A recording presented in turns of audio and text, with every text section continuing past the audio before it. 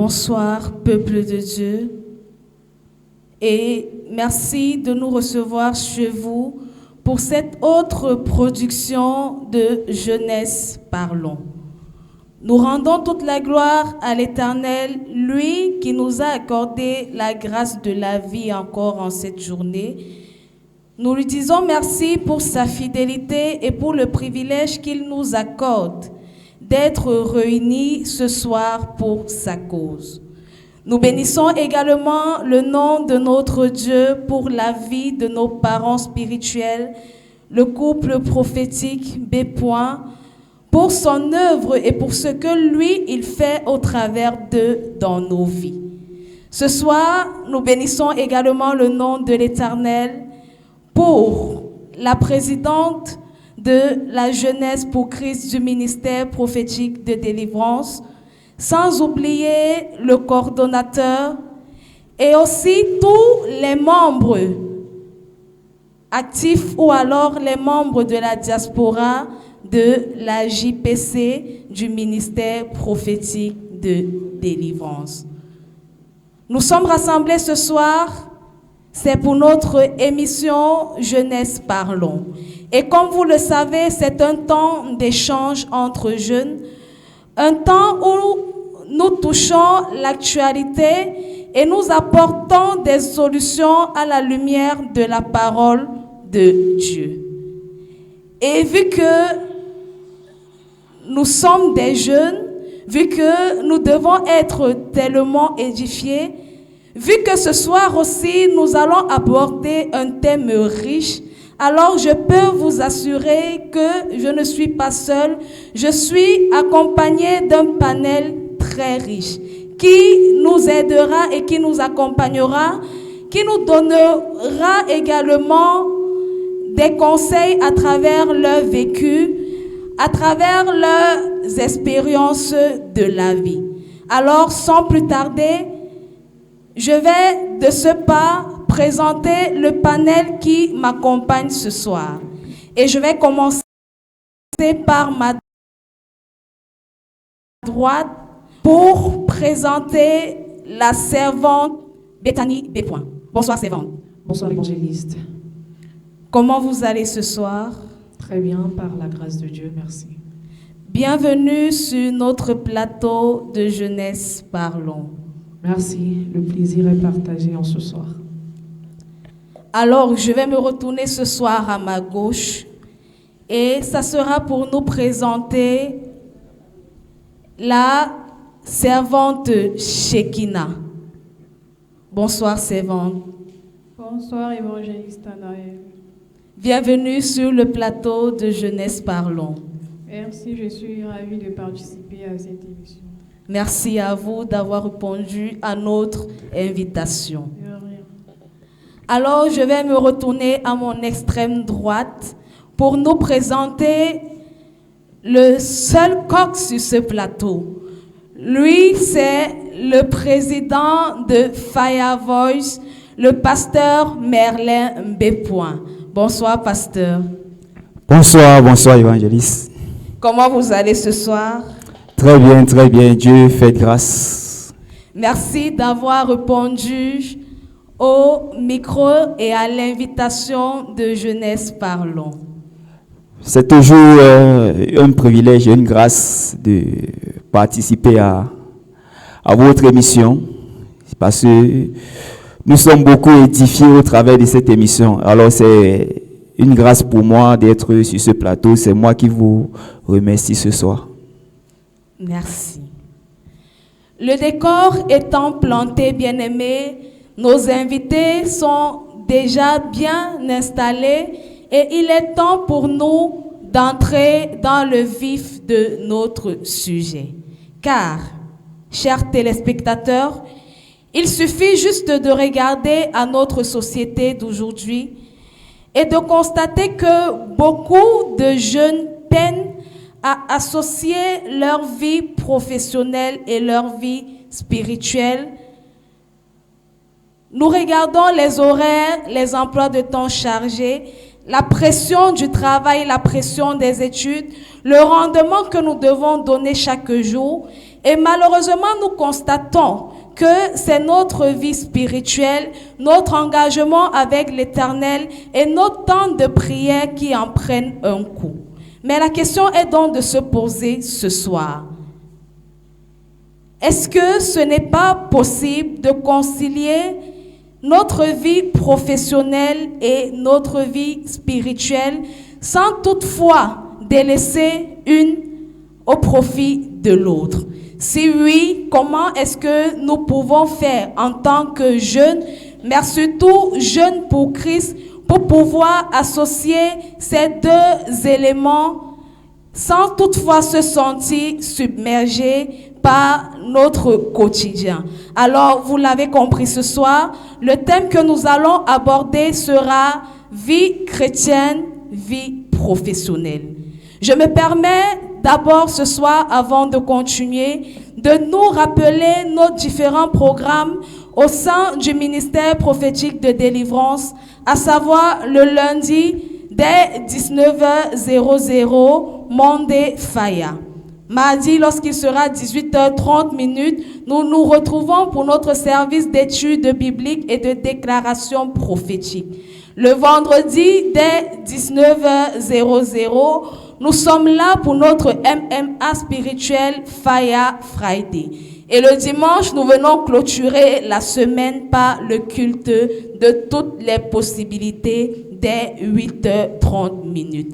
Alors ce soir, je vais prier à la régie qui est dirigée par la charmante pasteur Mariette B.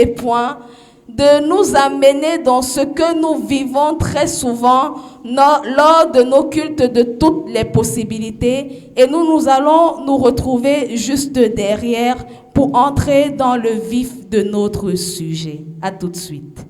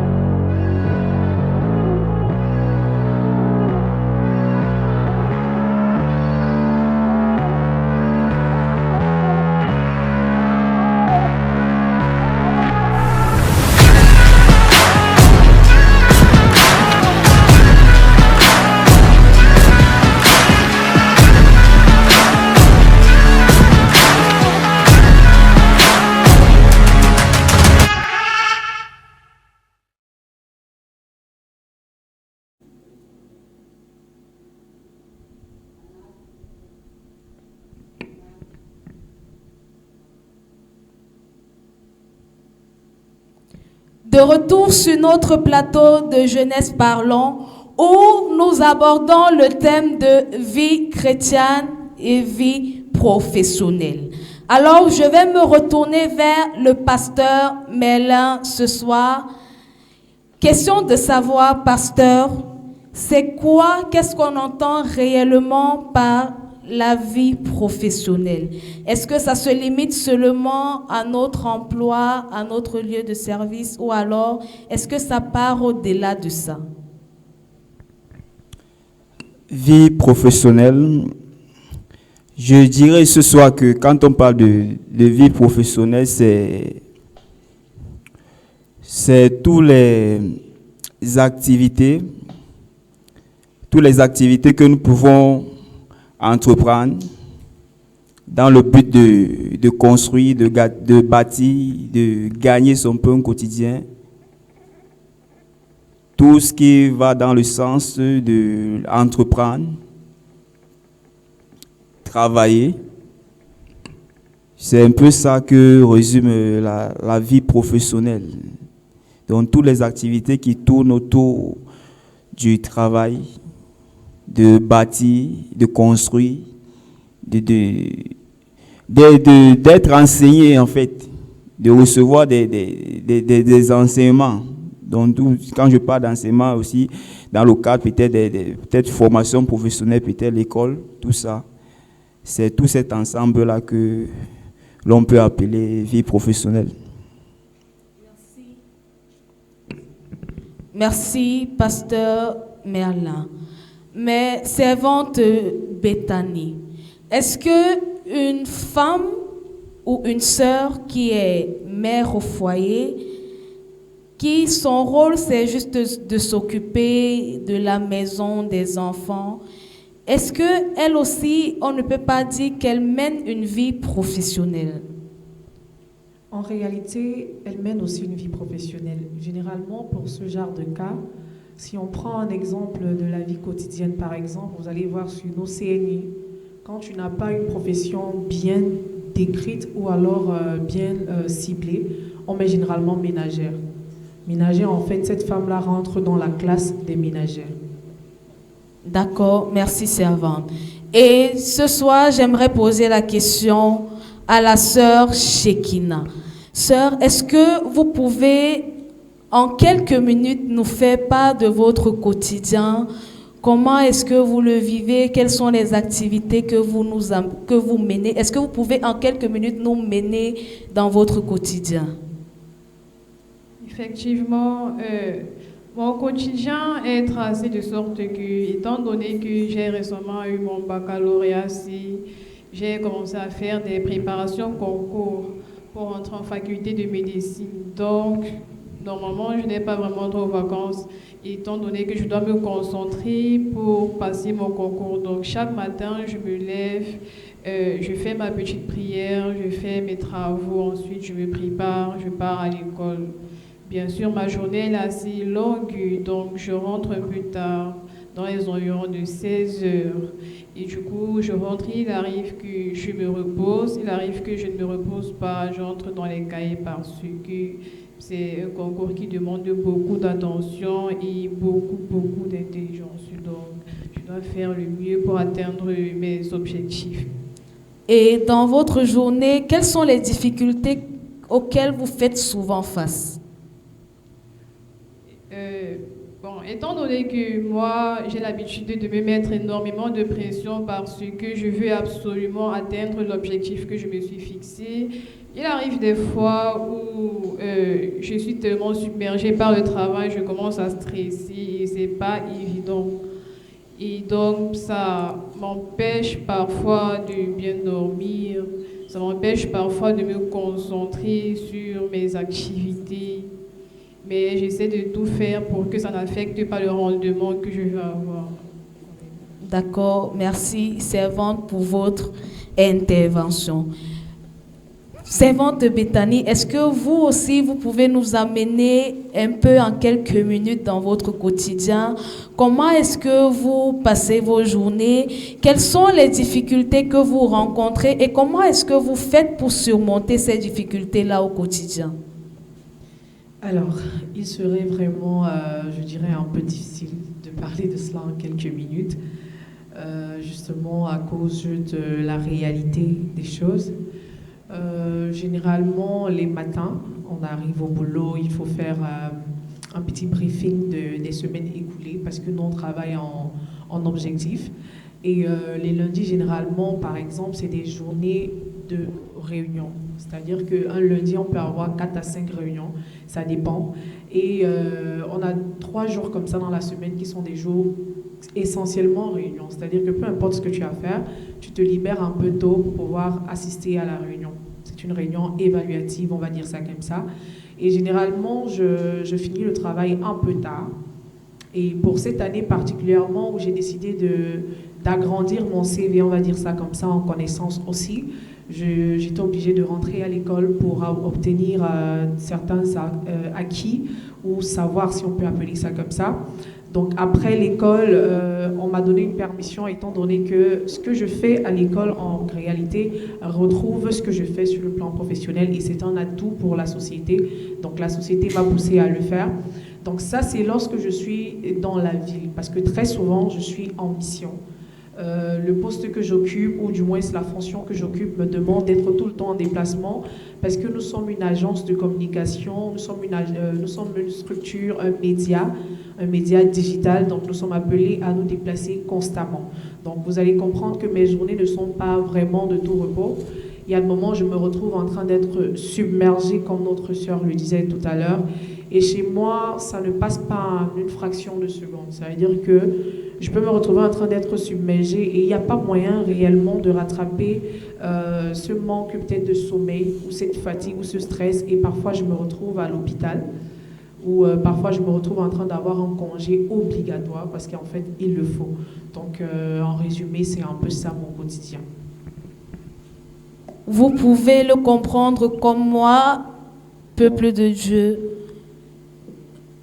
Nous avons des sœurs dont les journées sont extrêmement chargées, mais qui peut-être parviennent à mener leur vie chrétienne ou alors peut-être pas.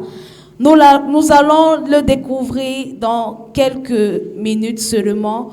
Le temps pour nous de prendre l'intervention du pasteur Merlin, qui lui aussi essayera en quelques minutes de nous mener dans son quotidien, de comment est-ce qu'il vit et comment est-ce qu'il fait pour surmonter les difficultés qu'il rencontre au quotidien. Pasteur? S'il faudrait parler de mon quotidien, c'est tellement vaste. Bon, ce que je peux dire en quelques mots, mon quotidien, c'est se réveiller le matin, faire ma prière, recommander ma journée entre les mains de l'Éternel et aller au boulot. Aller au boulot et avant de commencer toute chose, toujours ma prière. Avant de commencer quoi que ce soit, je recommande toujours tout mon travail et tout entre les mains de Dieu. Et comme mon travail consiste à relever mes collègues, oui, parce que relever mes collègues, donc quand j'arrive, je prends acte de comment le travail de mon collègue a été. Il me fait le briefing. S'il y a eu des consignes ou quoi que ce soit, bref, il essaie de me dire comment la nuit s'est passée, s'il y a eu un incident ou quoi. Et après avoir fait tout ce chips, je peux prendre service. Les difficultés que je rencontre, que je peux énumérer ici, c'est parce que en tant que chrétien, toujours, c'est pas facile dans le milieu professionnel parce que la vie d'un chrétien n'est pas comme la vie des païens. Parce que le chrétien a toujours ses réalités à part qui n'ont rien à voir avec le monde. Ce qui fait que au boulot, par exemple, j'ai des choses, je peux dire des recommandations ou des restrictions que Dieu m'a données, que je peux faire, que mes collègues, des restrictions par rapport à certaines choses que mes collègues peuvent se permettre de faire que moi je ne fais pas, vu ma position de chrétien. Et c'est l'une des premières difficultés, d'abord pouvoir s'adapter à ça. Vous savez, quand nous sommes entre nous collègues et que Dieu t'a dit ne fais pas X, et que dans l'ensemble, tu te retrouves entre collègues, pouvoir les faire comprendre qu'en fait, le couloir, si moi je ne peux pas emprunter ça comme vous, ou cette façon de faire, je ne peux pas le faire. D'abord, pour qu'ils arrivent à comprendre ça, ce n'est pas facile. Et ça fait que parfois, je me retrouve un peu dans la solitude, dans cet aspect-là, parce que il y a des choses que je ne peux pas faire comme mes collègues. Et parfois aussi, ça fait un jas dans le cœur. Bon, tu sais, vous avez la chair te pousse.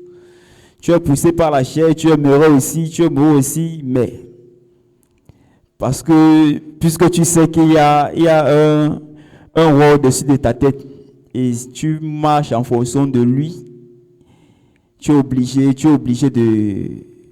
te ranger. Donc, l'une des difficultés vraiment que j'ai au boulot, c'est cette discipline-là. Donc je ne fais pas tout comme mes collègues le font. Tout ce que mes collègues font, je ne suis pas habilité à le faire. Donc c'est un peu ça. D'accord, merci, pasteur Mélin. Servante Bethany, le thème que nous abordons ce soir, c'est vie chrétienne, vie professionnelle.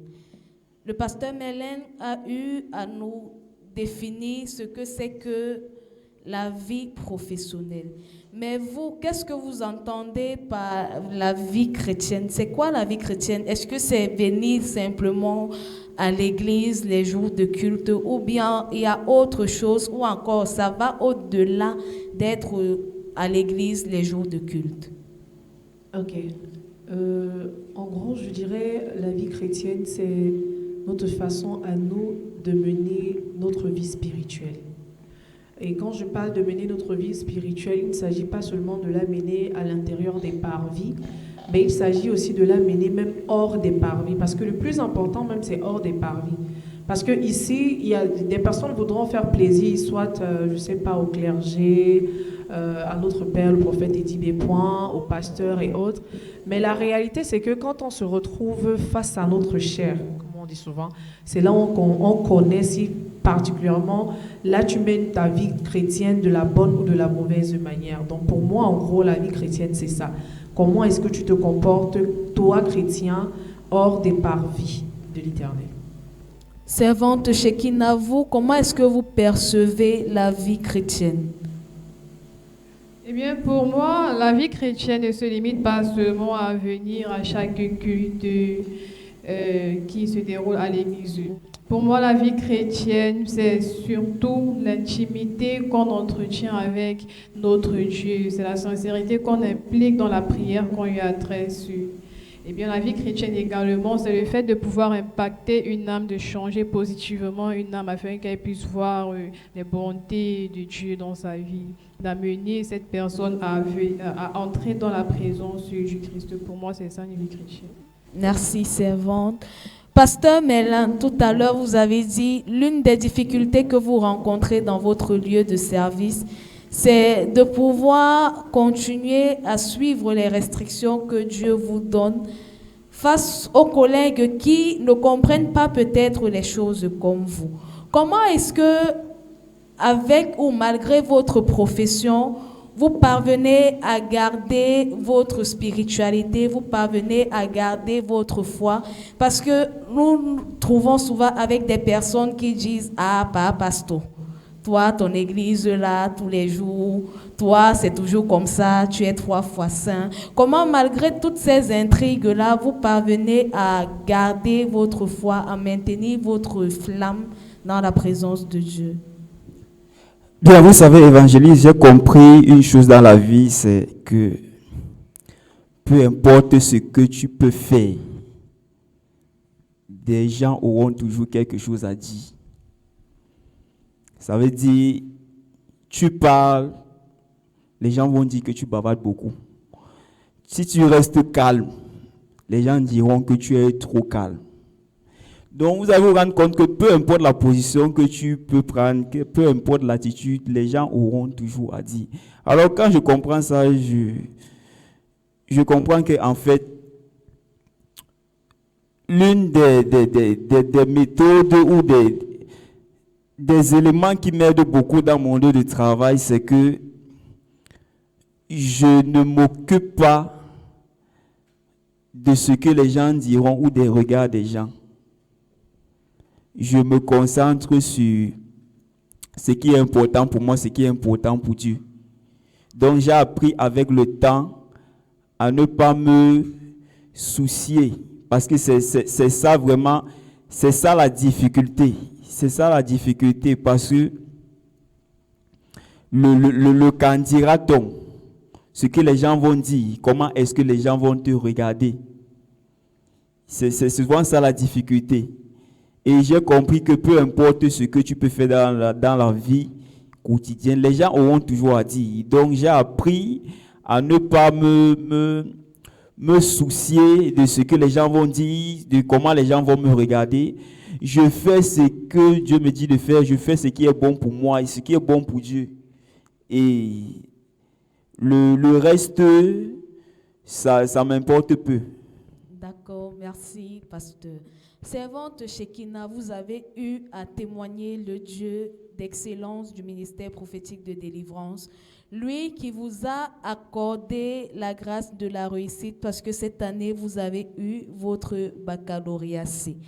Et nous savons qu'à la période adolescente, les adolescents veulent fêter, ils veulent en quelque sorte vivre leur vie.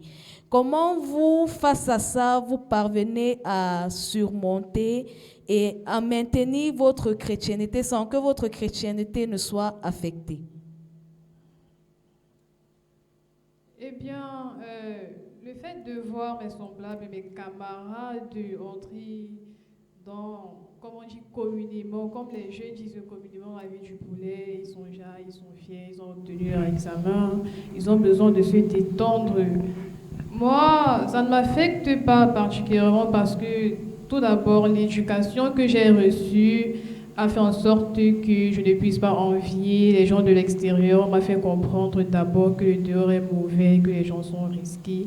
Et aussi, lors des cultes auxquels j'ai assisté à l'église, le Saint-Esprit a parlé à travers le prophète Ejibé et il nous a fait comprendre que les gens auxquels on se frotte peuvent nous transmettre leur mauvaise énergie, raison pour laquelle le fait de voir les gens dehors s'amuser, fêter leur examen ne peut pas vraiment m'amener à les envier parce que je me dis que je suis plus en sécurité chez moi et également dans la maison de Dieu. Donc je préfère de loin rester dans la présence de Dieu. Je sais que je suis en sécurité.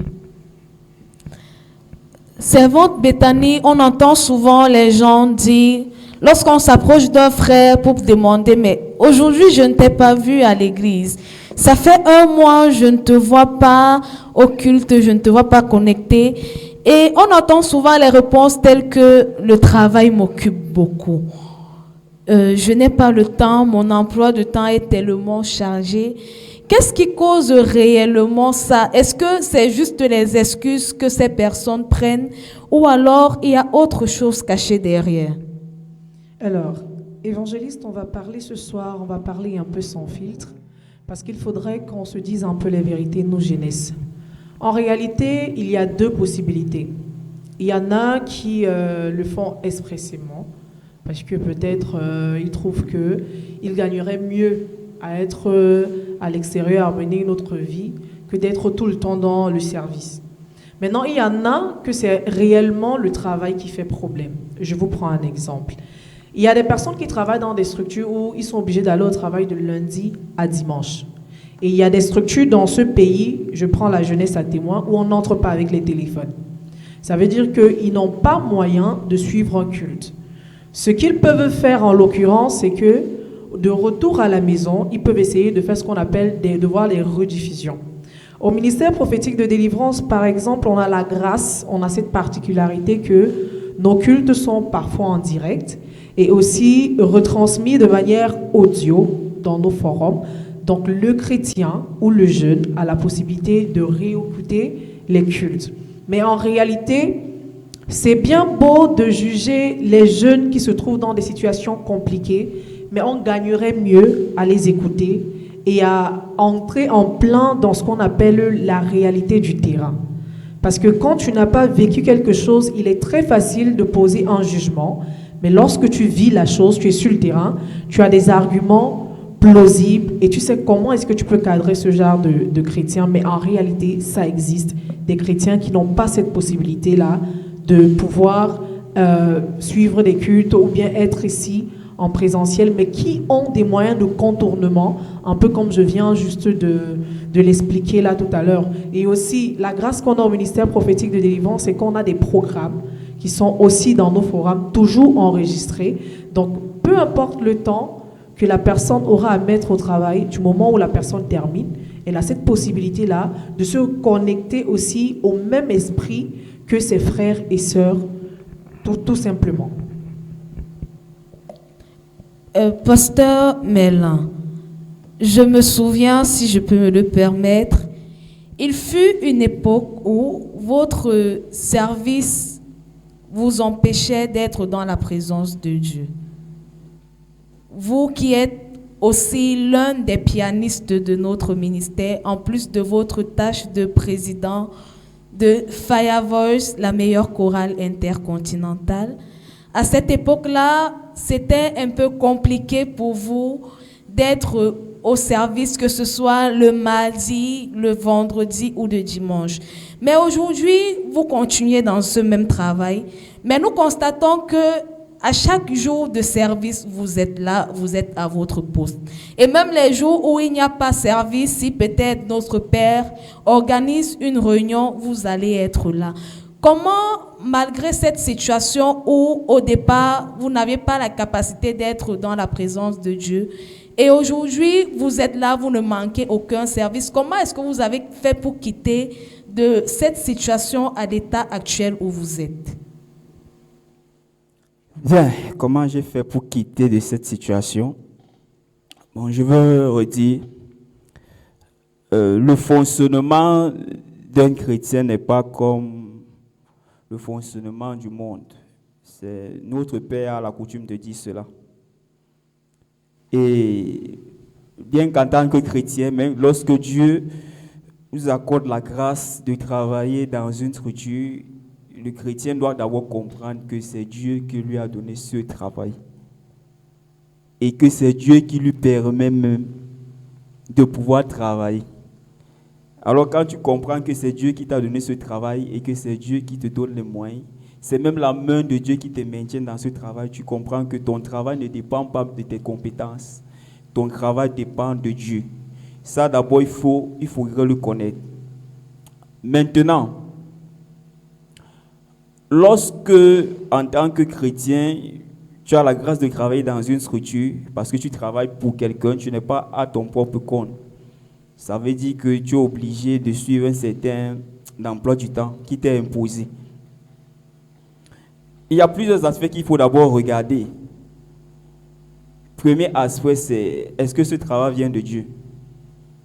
Parce qu'il faut d'abord se demander, est-ce que ce travail vient véritablement de Dieu? Si oui, Dieu ne peut pas vouloir que tu le serves en plein temps et il te donne un travail qui va t'empêcher de lui servir comme il veut. Non. S'il voudrait que tu sois dans sa présence toute la semaine et qu'il te donne un travail, il va s'arranger à ce que ce travail-là permette à ce que tu sois là. Ça, c'est aussi la sagesse de Dieu. Maintenant, chaque chrétien doit connaître déjà comment Dieu voudrait qu'il marche avec lui. Parce qu'il y a des personnes avec qui Dieu travaillera en temps partiel. Ça veut dire qu'il ne sera pas tout le temps à l'église.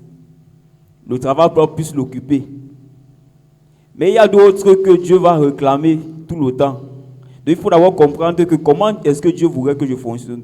Comment est-ce que Dieu fonctionne avec moi? Est-ce que Dieu me réclame à l'église tout le temps ou en temps partiel? Ou il faut d'abord connaître ça. Bon, si tu es de la catégorie de ceux comme moi que Dieu réclame tout le temps dans sa présence, tu dois comprendre que si Dieu t'a donné un travail, il ne peut pas empêcher que ce travail il ne peut pas te donner un travail qui va t'empêcher de le servir. Première chose que nous devons faire, et je vais me référer à Daniel. Lorsque Daniel a refusé de manger les mets du roi, la Bible déclare que Daniel résolut. Dans Daniel 1, chapitre 8, dans son 8e verset, Daniel résolut de ne pas manger. Et dans le 10e verset, la Bible déclare quoi? Dieu fit trouver faveur et grâce à Daniel aux yeux de l'eunuque, dont le chef, l'intendant. Dieu l'a fait trouver grâce et faveur. Qu'est-ce qui a fait en sorte que Daniel ait cette grâce et cette faveur? C'est parce qu'il a d'abord pris une résolution. En tant que travailleur dans une entreprise jeune pour Christ, nous devons comprendre que si nous voulons servir Dieu en travaillant, il y a des résolutions fortes que nous devons d'abord prendre. La faveur et la grâce ne peuvent pas te suivre si toi déjà tu ne prends pas une certaine résolution. Moi par exemple, j'ai pris la résolution que je ne travaille pas le dimanche matin. Le dimanche matin, je suis à l'église. Ça a été compliqué au départ. difficile à avaler par mes patrons. Mais au fil du temps, je comprends quelque chose, quoi. Je comprends qu'ils sont en train de s'aligner. Ça veut dire même quand ils font le programme, ils savent déjà que s'ils me programment le dimanche, je ne serai pas là. Ça, c'est une résolution que j'ai prise. Et sachant que la résolution que tu prends aussi, c'est une façon de mettre Dieu à l'épreuve, de dire à Dieu, c'est toi qui m'as donné ce travail. Touche leur cœur pour qu'ils comprennent que je dois être dans ta présence le dimanche. Donc il y a des résolutions fortes qu'il faut se prendre. Parce que si nous ne prenons pas des résolutions fortes, le monde va nous avaler. Parce que le système est conçu de telle sorte que même le dimanche, un chrétien ne pourra pas être à l'église. Quelqu'un qui travaille dans une entreprise. Donc si en tant que chrétien, nous ne comprenons pas que le monde, son rôle, c'est de nous aspirer. Et que nous devons prendre certaines résolutions fortes pour laisser Dieu faire. Parce que quand tu prends une résolution forte, c'est Dieu qui fait le reste. Quand Daniel a pris la résolution de ne pas manger, c'est Dieu qui est parti maintenant toucher le cœur de ses maîtres pour qu'ils trouvent grâce et faveur. Amen. Donc c'est ça qui m'a aidé, c'est que j'ai pris une résolution. Et Dieu fait quoi? Qu'est-ce que Dieu fait? Dieu touche le cœur de mes patrons. Ça fait que même s'ils font comment, ils savent que non. Lui, voilà. Donc c'est un peu ça. Donc nous ne devons pas nous laisser absorber. Parce que si tu dis que je suis arrivé dans une structure, on ne travaille pas le dimanche. Et tu t'alignes dans ça. Tu t'assois, tu dis que c'est Dieu qui m'a donné le travail là. Dieu sait que c'est lui qui m'a donné le travail. Il sait que chez moi, dans nos structures, on travaille le dimanche. Si tu t'assois, tu croises les pieds, Dieu va te regarder. Amen. Mais si tu comprends que c'est Dieu qui t'a donné le travail et qu'il voudrait que tu sois dans ta prière, qu'est-ce que tu vas faire? Au lieu de croiser les pieds, tu vas dire à Dieu, Seigneur, dans notre structure, on travaille même le dimanche, mais je veux être dans ta présence. Quelle est la sagesse qu'il faut utiliser? Quelle est la sagesse que tu me donnes? Et quand tu pars dans cette optique-là, Dieu va te dire peut-être, fais comme ça. Va parler à tel. Approche-toi de tel. Dis ceci. Dieu va te donner les stratégies parce qu'en fait, le Saint-Esprit, on ne peut pas le contenir. Le Saint-Esprit a toujours les voies de contournement. Amen. Merci, Pasteur Merlin. Prendre des résolutions et laisser Dieu faire le reste. Vie chrétienne, vie professionnelle. Faut-il choisir entre sa carrière professionnelle et sa fidélité à Dieu? Telle est la thématique que nous développons ce soir. Mais du 11 au 16 août 2026, un événement majeur nous attend ici même au ministère prophétique de délivrance situé à Douala, PK13, entrée Unalor, route goudronnée. Ensemble, découvrons cet événement qui nous attend.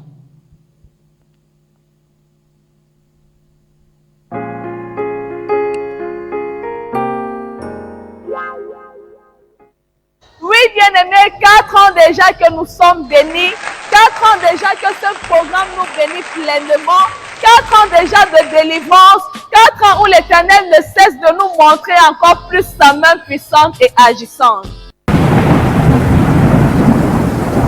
Une tempête est en approche. Soyez donc prêts pour ce choc climatique. Shalom, shalom, peuple de Dieu. Je suis l'évangéliste Anaël Bépoint. Et si je suis devant vous ce jour, c'est parce que je suis porteuse d'une très, très bonne nouvelle. Nous sommes officiellement entrés dans la deuxième partie de l'année 2026. Et au sein du ministère prophétique de délivrance qui parle de deuxième partie de l'année, parle d'un événement grandiose. Un événement qui chaque année, depuis 4 ans déjà, nous fait du bien. Il s'agit bien et bien de tempête de feu. Mais c'est quoi donc tempête de feu? Pour certains, c'est un programme de délivrance. Pour d'autres, c'est un programme qui a changé leur vie. Pour d'autres encore, c'est un programme où la manifestation de l'Éternel est tangible et palpable. Waouh! C'est comme si je suis chez moi ici. Mon frère m'a dit que tu es chez toi. Mais il parlait peut-être. Maintenant, je sens que je suis chez moi. Et pour toi, quelle définition donnes-tu à tempête de feu? Si tu n'as pas encore une définition complète pour ce programme, alors je t'invite à nous rejoindre à PK13 entrée Unaland au ministère prophétique de délivrance pour vivre Tempête de feu acte 4. Retiens bien cette date du 11 au 16 août 2026. Depuis le début de cette aventure, nous avons vu l'Éternel nous conduire un peu plus loin. À l'acte 1, nous avons vu Dieu libérer des cas que beaucoup pensaient impossibles. À l'acte 2, ce même Dieu nous a montré que rien ne lui résiste. À l'acte 3, nous avons vu la gloire de Dieu être manifeste sur son peuple. Et pour cette année particulière, l'Éternel nous conduit encore dans un thème particulier, à savoir quand l'alliance devient feu. Je préfère m'arrêter là et je nous laisse découvrir tous ensemble ce que l'Éternel a prévu pour nous durant ce programme.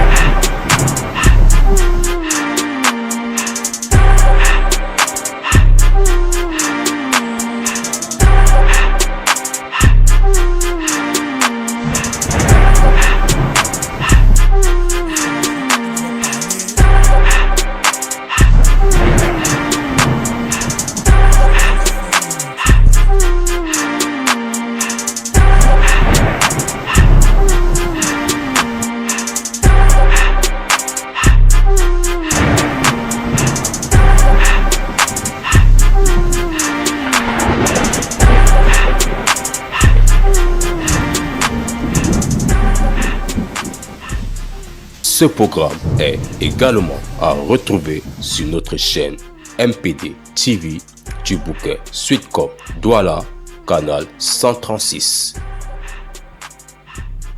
Et également sur nos pages Facebook Prophète Eddie B. et YouTube Prophète Eddie B. officiel. Mais attends, bien-aimé, ce n'est pas fini. Je vous ai dit, cet acte 4 est très particulier. Le samedi 15 août 2026, nous aurons un programme spécial. Je dirais très spécial même d'ailleurs. Parce que durant cette journée de samedi, la main de guérison de notre Dieu sera à l'œuvre. Alors ne manque pas.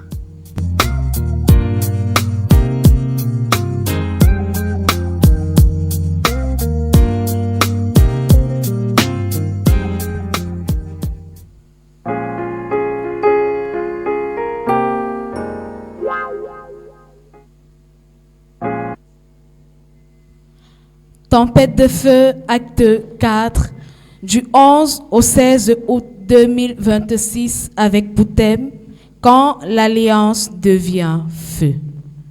Servante Shekinah, ce soir, vous pouvez nous faire part de votre emploi de temps entre les études, la maison et l'église. Et actuellement, en cette phase préparatoire de Tempête de feu acte 4, comment est-ce que malgré votre emploi de temps chargé, vous parvenez quand même à trouver du temps pour vous préparer pour cette grande conférence? Eh bien, je me dis que tout ce qu'on fait sur cette terre, ce qui a même d'ailleurs été dit lors des cultes ici, tout ce qu'on fait sur cette terre est dirigé bien évidemment par un esprit, par une divinité. Et donc, ma divinité à moi, c'est Dieu.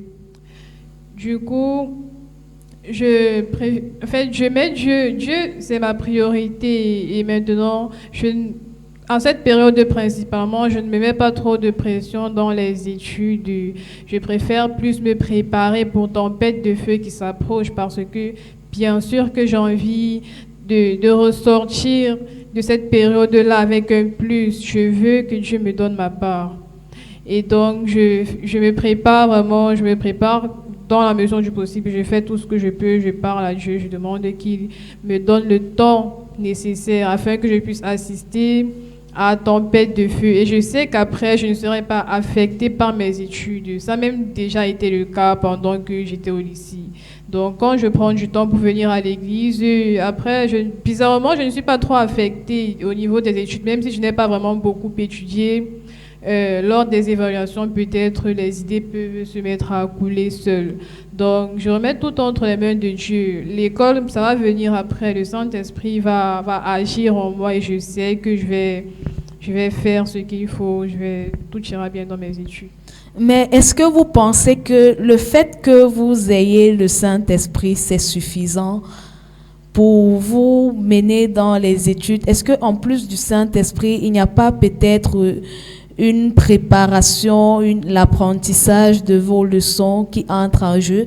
Parce qu'il y a beaucoup de jeunes qui vont se dire, moi, le temps que je vais aller perdre à l'église, je peux lire 3 chapitres. D'un autre côté, il y aura des jeunes qui vont se dire, moi, je mets tout entre les mains de Dieu et lui, il va se révéler à moi. Donc, quand je vais aller composer, là, le Saint-Esprit va me dire ce que je dois écrire. C'est clair que la vie chrétienne et la vie professionnelle doivent aller de pair.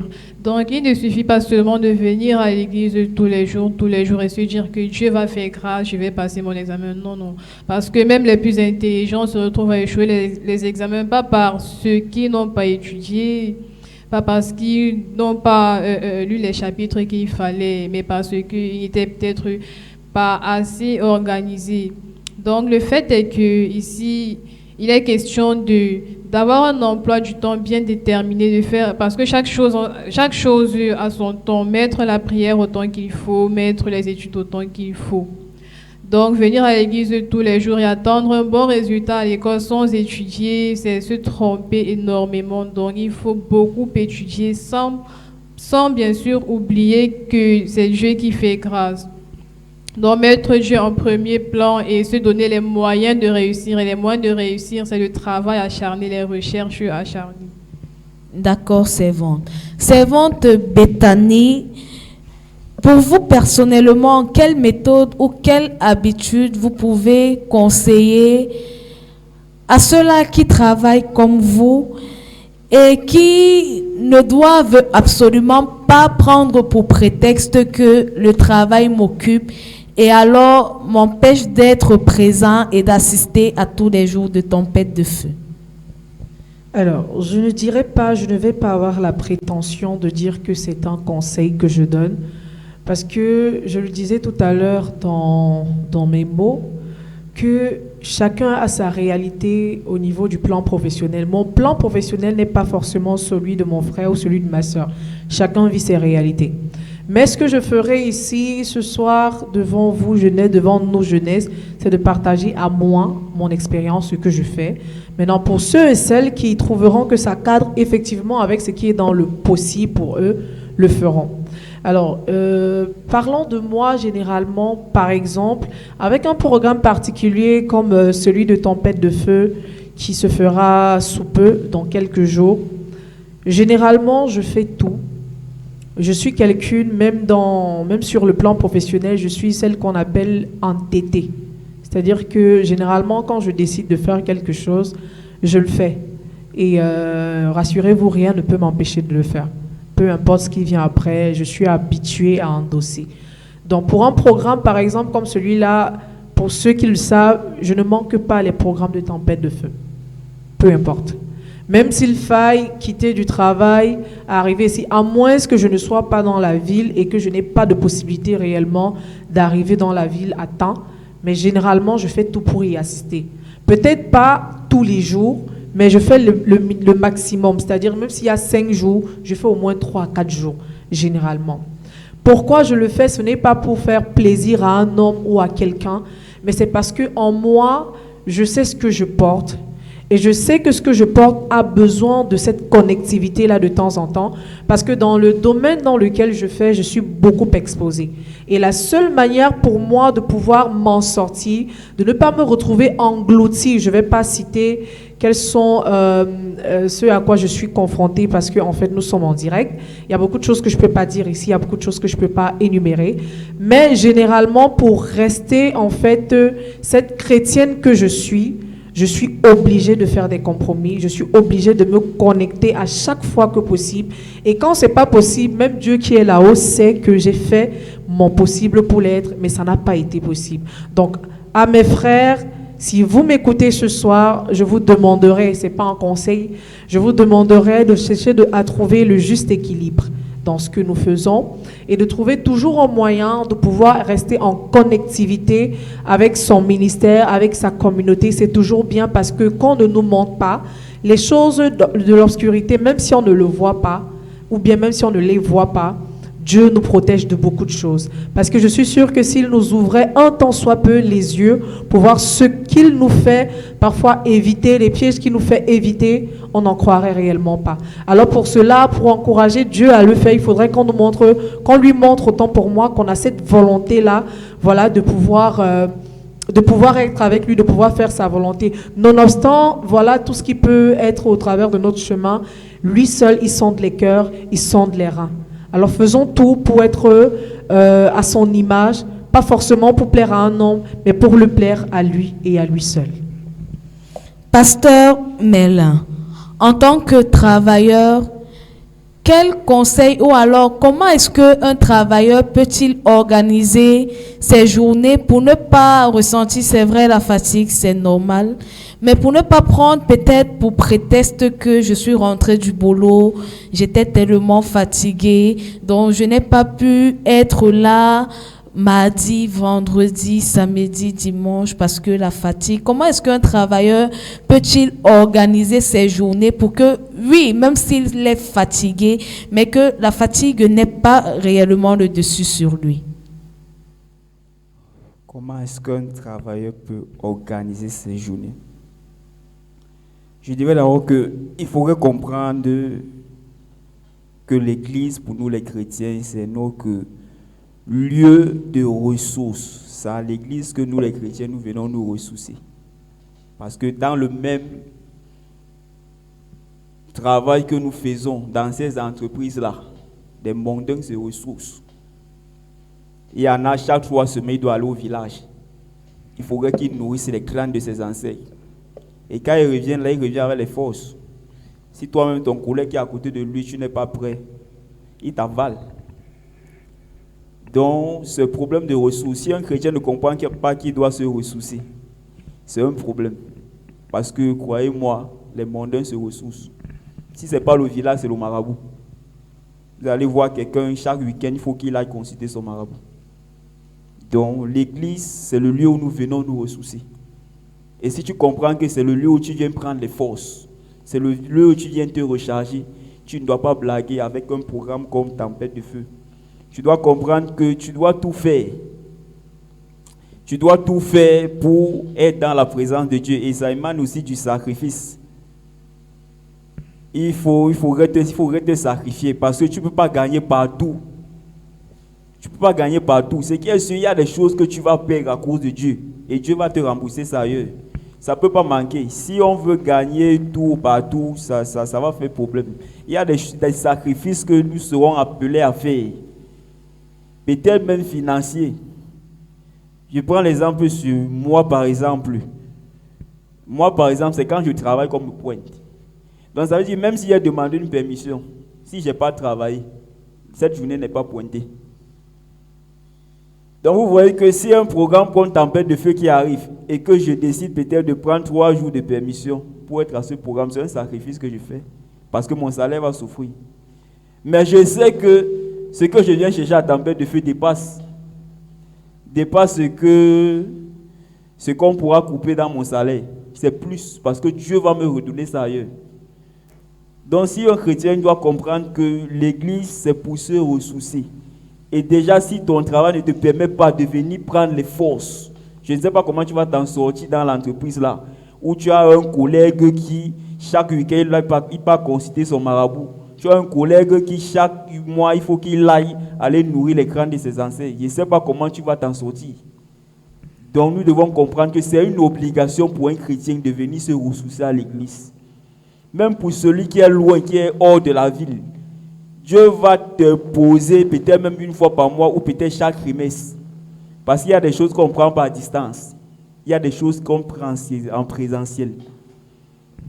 Donc ça émane du sacrifice, l'esprit de sacrifice, savoir qu'il y a quelque chose que je vais perdre, mais que Dieu va me redonner ailleurs.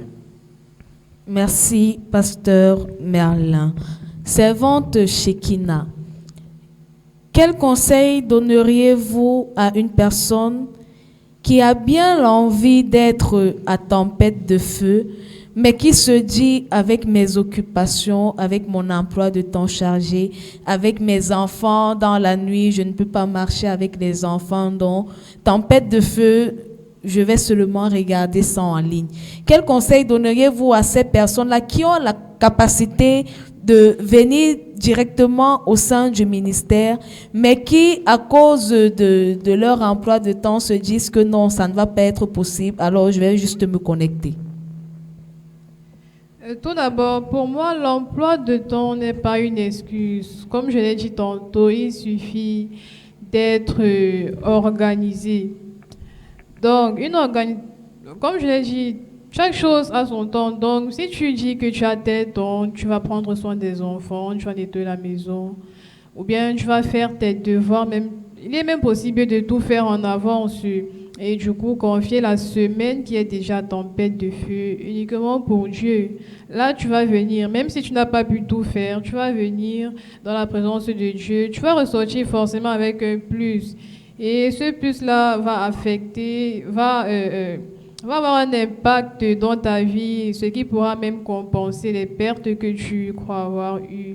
Donc, même pour l'élève qui dit qu'il n'a pas assez étudié, non, c'est pas ça, parce que si tu dis que tu ne viens pas à l'église parce que toi tu es en train d'étudier, tu vas dire que tu auras un retard. C'est pas bien, parce que Dieu, il récompense le travail. Donc tu as eu la volonté de travailler, tu l'as fait, même si tu ne l'as pas fait assez et que tu viens dans sa présence, le temps que tu as utilisé pour venir dans sa présence, il va te le rembourser. Il va bénir le travail que tu as eu. Il va sanctifier ton intelligence, les efforts que tu as acharnés.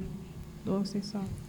Servante Bethany, est-ce que vous pouvez regarder la caméra et encourager une personne à être présente du 11 au 16 août 2026 pour notre programme Tempête de feu, acte 4?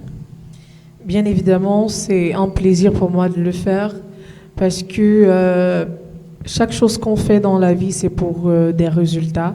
Et je pense que les résultats peuvent être positifs ou négatif, mais généralement, ce qu'on souhaite, c'est du résultat positif. Alors, j'encourage chaque jeune, chaque personne qui nous regarde en ce moment à participer à notre programme Tempête de feu. Ce n'est pas juste un simple programme qu'on peut lire sur nos lèvres, non. C'est un programme très puissant. Je ne parle pas là en tant que personne spectatrice, non. Je parle en tant qu'actrice de ce programme à des moments donnés. Et je puis vous dire de manière palpable qu'au sorti de ce programme, vous ne serez vraiment pas les mêmes. Alors, n'hésitez pas à rejoindre le mouvement. Vous connaissez déjà la direction pour vous retrouver ici. Ou alors, pour ceux-là qui sont à la diaspora ou même qui ne pourront pas avoir la possibilité de se déplacer, vous aurez la possibilité de suivre ce programme en direct de toutes nos chaînes ici même. Merci. Merci, servante Bethany. Nous tirons au thème bien-aimé de notre émission Jeunesse Parlons, dont le thème de ce soir était vie chrétienne, vie professionnelle. Pasteur Merlin, un mot de fin pour tous ceux-là qui étaient connectés ou pour tous ceux-là qui vont venir regarder cette édition en replay. Bien, j'invite un jeune, j'invite une jeune, j'invite un papa, j'invite une maman à venir à Tempête de feu acte 4, de ne pas manquer ce programme, peu importe tes occupations. Bien aimé, le Saint-Esprit, c'est la sagesse au-dessus de la sagesse. Ça veut dire, même si tu penses que ton emploi du temps est surchargé, je suis sûr que si tu demandes au Saint-Esprit la stratégie, il va te donner la stratégie, même dans ton lieu de service. Parce que le Saint-Esprit renouvelle. Demande la sagesse au Saint-Esprit. Dis au Saint-Esprit, je voudrais être dans ta présence, je ne veux pas manquer ce programme, mais tu connais mon travail. Et il va te dire, peut-être il pourra te dire, va vers ton collègue, cause avec lui, il va te couvrir. Peut-être il pourra te dire, va vers ton boss. Peut-être il pourra te dire, fais ceci. Il pourra te dire, même prends la permission. Et obéir à la voix du Saint-Esprit. Et je suis sûr que Dieu nous fera du bien pendant ce programme. Merci, pasteur Merlin. Servante Shekina, un mot de fin pour tous ceux-là qui étaient connectés ce soir. Eh bien, je dirais à mes semblables de ne surtout pas manquer cette occasion. Vraiment, c'est un privilège. Ce sera un privilège pour vous d'assister à Tempête de Feu, parce que vous ne ressortirez pas de ce programme les mains vides. Le Saint-Esprit fera onction, le Saint-Esprit va toucher énormément de personnes et vous ne pouvez pas manquer cette occasion. Donc, je vous appelle à venir ici et à récupérer votre part de ce que le Saint-Esprit va donner ici. Servante Bethany, un mot de fin, une parole d'encouragement pour tous ceux qui sont connectés ce soir. Je dirais tout simplement, venons expérimenter la grâce de Dieu, venons expérimenter les merveilles de Dieu.